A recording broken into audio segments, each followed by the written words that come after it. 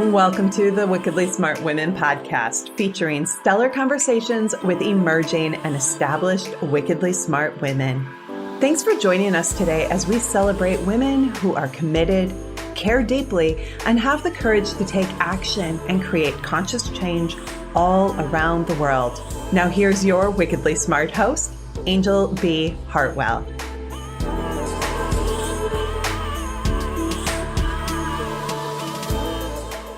Welcome to another episode of the Wickedly Smart Women podcast, where we celebrate wickedly smart women and provide our listeners with a wealth of wisdom along with immediately actionable steps to be smarter, spunkier, and more successful in their impact and their leadership. This is your host, Anjel B. Hartwell, and today we welcome our special guest, Sonja Wasden. Sonja is a suicide survivor, and her award-winning and best-selling memoir, An Impossible Life, is a lighthouse of hope for those dealing with mental health challenges.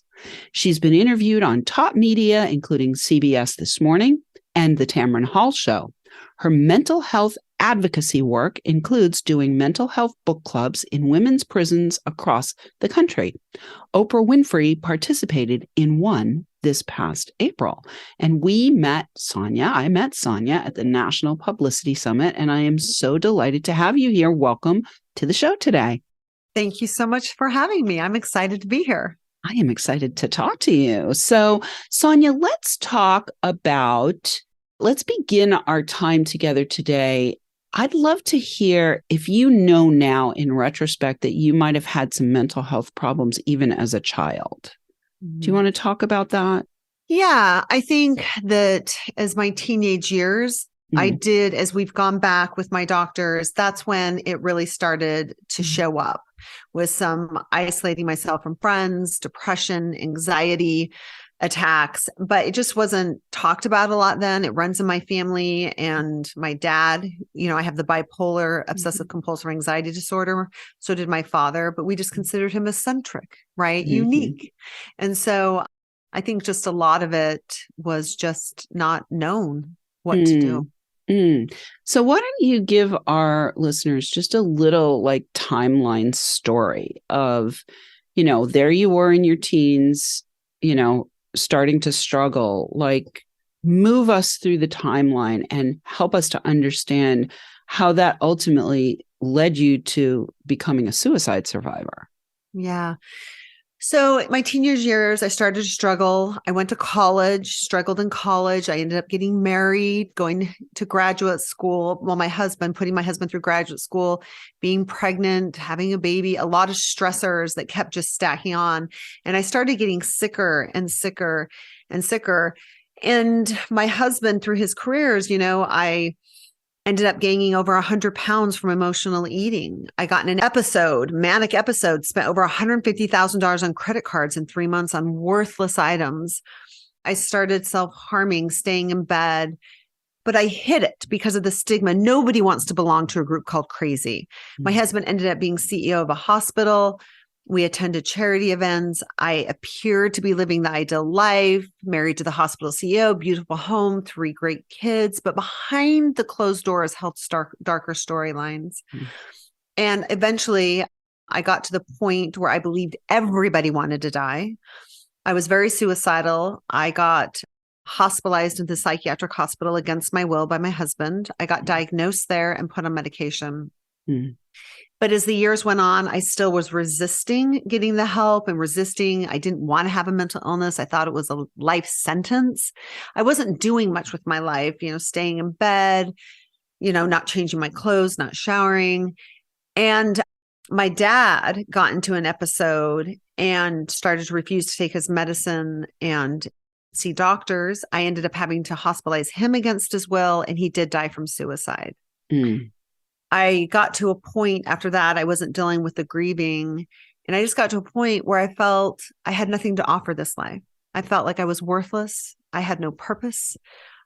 People would be better off without me. The pain just silenced all the love of my family, my friends, my children. Of course, I would stand in front of a truck for my children. I love my children. But that pain just silenced it all. And I went quietly into my bathroom one night and just held my pill bottles and swallowed over 100 pills in an attempt to take my life. I was taken to the hospital where my husband was CEO.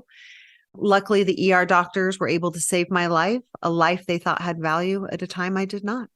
All right. So there's a lot to unpack here. So I think what I'd like to do to really help any of our listeners who might also be struggling, were there things that you might have been aware of or saw, as you were struggling and getting sicker and sicker, where maybe if you or somebody else had intervened a little bit sooner, things might have gone differently? Do you have a sense of that?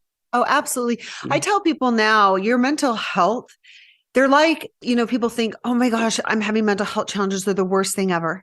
You know what? They're little alarm bells. They're little alarm bells that say, hey, maybe you need to practice self-care. Maybe you need to not work so many hours. Maybe you need to get out of a relationship that's unhealthy. Maybe you need to make a job shift. Maybe you need to reset some of your intentions or goals or what direction. They can be signals, little alarm signals that let you know you need to make changes in your life. When you ignore those alarm signals of your mental health, like I was doing, that I needed to make some changes, then they get worse and bigger until now it is like one of those, house alarm going off.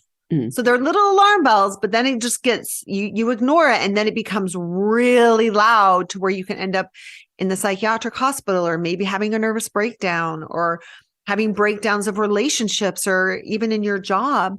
So if you listen to those little alarm bells along the way and make those adjustments, actually mental health challenges can be the most impactful, motivating experiences of your life. Okay. So let's, for our listeners' sake, give them some even more clarity on like some of the signals. It's like, I think it's Oprah or somebody, maybe she was quoting somebody, who knows, but there's this little saying of, the universe comes with a whisper, and then it comes with a knock, and then it comes with the 2x4, and then it comes with the Mack truck, right? Yeah. And so ideally, just the same way with mental health, we want to actually take the whisper seriously, right? Yes. So if you could maybe list for us maybe 2 or 3 whispers that you're aware of now that maybe you weren't then, but in retrospect, as you look back, you can say, oh, if I had chosen differently when this whisper came, things might have turned out differently. Well, number one is I started isolating. Okay. I know there's a lot of introverts out there that might say, oh, I always like to be alone. I don't care if you're an introvert, extrovert, or somewhere in the middle. We all need people, some type of people in our life to have mental wellness. So if you start noticing in your social, whatever that looks like for you, that it starts to change, that may be a time you may need to say, I need to reach out for some help.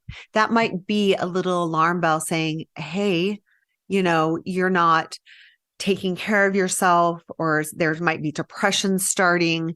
So that's where I would say is number one, if you start to isolate yourself from your unnormal routine of just not wanting to either talk on the phone, communicate, so that's a time. And then the remedy would be is reach out to someone and say, hey, I need to get some help. So I would say isolating. Number 2, they always say if your sleep pattern starts changing, your eating starts changing. Like I started emotionally eating, right? Isn't that an indication? Emotionally eating up to 100 pounds. I don't know if that's not a red flag. That's more of a knock, or right. That's more of a or a little bit of a 2x4. It's not quite the semi truck yet. But I mean, right? It started out small. So if you notice disturbances in your sleep or your eating, that's another warning sign. Go in and see your doctor and start trying to become aware and maybe start digging in a little deeper, maybe get some therapy to try to uncover what is going on. Another thing that I think is really important to pay attention is concentration in your work. A lot of people say, oh, it's just because I'm stressed. Well, stress, yes, we all have stress that we have to manage. But if you're just unable to concentrate and your brain kind of feels fuzzy, you know what I'm talking about? That concentration, not that you didn't get enough sleep or maybe you're having an off day. I'm talking consistent. Your brain feels like it's in a fog. You need to go in and see someone. Yeah. Great list. Okay, ladies, I want you to hear this. Isolating. If you're starting to isolate, it's different than being introverted. That was like really important, right? Because especially with COVID, right? Yeah. A lot of people who kind of were forced to be in relationships with people at work or during the day when we all went home. I'm imagining that quite a number of those people might have slipped right from introvert into isolated. Number 2, your sleep or eating patterns, right? And number 3, if you're getting brain fuzz or brain fog, it's really important to start to pay attention to those signals. All right. So what I want to ask you next, Sonja, is, one of the interesting parts of your story is you had the pretty picture, right? Yes. Husband's the CEO, 3 kids, So our culture, many of us are seduced by the culture of busy, right? But I think we're also seduced by the culture of looking good, right? And so I'd love to have you speak just a little bit about maybe the hesitancy to ask for help because it would pierce the veil of that illusion. Yeah, I think a lot of people don't want to appear weak, or maybe they still are carrying some of the stigma that we're working on, that it's not my mental health, it's me. I'm broken, not realizing mental health really should be categorized with physical. It's literally you are becoming your brain, you're becoming sick. And so I think, becoming aware that it's not you, you're starting to get sick. And if you broke your arm, you go see a doctor. Mm-hmm. So if you're starting to have that, you need to go. I think when people are vulnerable and authentic, people actually feel more comfortable. You feel more free, but we have a tendency to want to hold back and, like what you said, appear to be perfect, busy, have it all. But if you can just even start, if somebody says, "Hey, how are you?" Just even saying, not really great right now. Mm-hmm. Or if you ask someone, "How are you doing?" and they say, "Great." Don't just let it be one of the whatever questions. Follow it up and say, "Well, how are you great? What's going on great?" And then sometimes people will break down and say, "Actually, I'm not doing great." And it might be an icebreaker for them to open up to you. And I think that also we need to show ourselves some grace and realize that comparison is the thief of joy. So if you've got another coworker, business that they seem super successful, or on social media saying, "Oh, they've got it all." You know what? Comparison is a thief of joy. You are on your own authentic personal journey to being a wickedly smart woman. And so you're on your own journey, and whatever that looks like and whatever that brings. So embrace it and love it and own it. And I think when you do that, you allow, when you have mental health challenges or other challenges, to come in and to hold them gently and to get help, grow from them and move on. Beautiful. I love it. Well, we're going to take a quick break, but when we come back from the break, we're going to talk more about, after the suicide attempt and how you ended up a best-selling author and speaker. But right now we are going to take a break. Wickedly Smart Women, we could use your help. If you are enjoying the show and want us to stay on the air, please share with your lovely lady friends and consider making a donation at www.wickedlysmartwomen.com. We are celebrating. We've got a book that has happened, The Wickedly Smart Women, Trusting Intuition, Taking Action, and Transforming Worlds. So we're really excited about that. And we are celebrating that we have won 8 awards now for the show. So that's pretty exciting. And we are now downloading in 104 countries. So we want to welcome Algeria, our latest country.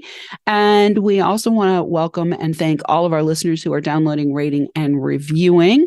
We are welcoming thousands and thousands of downloads from all over the world. So we're going to shout out to our listeners. In addition to those in Algeria, let's shout out to our listeners in Denmark and Bermuda. And we will be right back with Sonja Wasden.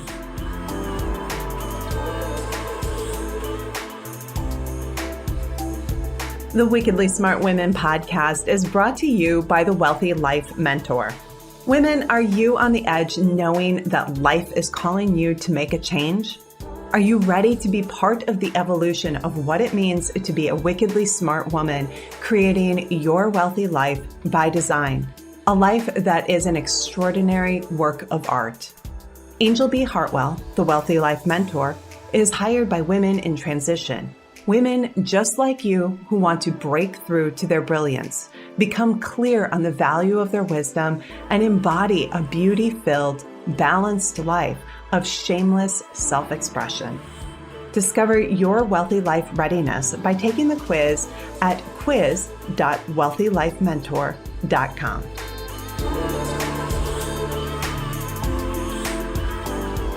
And we are back with Sonja Wasden. Before we went to the break, we mentioned that Sonja has a book, and you can get access to her book at the website animpossiblelife.com. Animpossiblelife.com. We will have that link for you in the show notes. So, Sonja, let's fast forward. How did you end up becoming an author and a speaker and an advocate for mental health? Tell us what happened after you came out of the suicide attempt that inspired you to take your journey and turn it around to be in service to others? Yeah, thanks for asking that question. So while I was in the ICU after my suicide attempt, my husband came in and told me that a leading psychiatrist there said, next time take your wife to a hospital where no one knows you. And I thought, if I had suffered a heart attack, if I had had a stroke, and my husband was CEO of the hospital, would they ask him to not bring me back to that hospital again, but to take me where people don't know me? A fire was lit instantly in me. And I thought, I'm done hiding. The truth has to be told. And I am going to do something beautiful and good with my mental health challenges, with my father dying from suicide. And I'm not going to have fear anymore of what people say. So I decided to join the growing choir of mental health advocacy. So my daughter and I wrote my memoir together. It was quite the healing journey. And yes, it's the Eric Hoffer 2022 Grand Prize winner. Congratulations. I know. And I have gone on to be a keynote speaker for corporations, organizations, all types, associations. I'm a part of Newsweek's expert forum. I published in the Washington Post. I do mental health advocacy to women's prisons. Oprah came. I have totally turned my life around. If somebody would have told me, so my suicide attempt was 6 years ago. If someone would have said when I was in that ICU, Sonja, this is where your life's going to be, I wouldn't have believed them. I would have called them a liar. So what I want to say to your listeners is this: have a little more faith in yourself, show yourself a little more grace, and dream a little bigger, because you are capable of doing so much more than you think you are. And if you have people around you telling you you can't do it, listen, my family didn't think I could hold down a job. My husband didn't think I could hold down a job. I couldn't even get out of bed. You know what? Find that confidence within yourself. You don't need other people to tell you you can do it. It's nice and it's great to have a support system and encouragement, but dig deep within yourself and find that courage and belief in yourself and passion and commitment. And that's honestly, one baby step at a time on this journey. And look where I am today. I'm talking to you on the Wickedly Smart Women podcast, and I love it. Beautiful. Well, Sonja, I want to take just a second to do a couple of things. First of all, there's an arc to this journey, right? We talked on the front half about, can we short circuit the process so that we're not getting to the point of the Mack truck, right? Not getting to the point of suicide. And one of the things that you talked about there was asking for help. And what I'm hearing here is not only do we need to ask for help and pay attention to the symptoms early, but we also need anyone who's struggling with mental health to know that there is a purpose, that there is something unique within you as a listener that maybe through this mental health journey is actually some of these symptoms might be indicators that there's something in there that wants to get out that can't because it's trapped in this other illusory space of looking good according to what everyone else thinks. Am I hearing that correctly?